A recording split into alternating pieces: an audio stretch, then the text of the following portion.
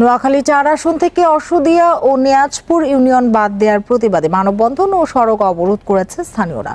সকালে সদর উপজেলার সড়ক অবরোধ করে এ কর্মসূচি পালন করেন তারা। এ সময় বক্তারা বলেন, সংসদীয় আসন পুনর্বিন্যাসের ক্ষেত্রে নির্বাচন কমিশন নোয়াখালী ৪ আসন থেকে অসুদিয়া ও নেয়াজপুর ইউনিয়নকে বাদ দেওয়া হয়েছে। এই আসন বিন্যাস কোনোভাবে মেনে নেওয়া হবে না। দ্রুতই এই সিদ্ধান্ত বাতিলের আহ্বান জানান তারা।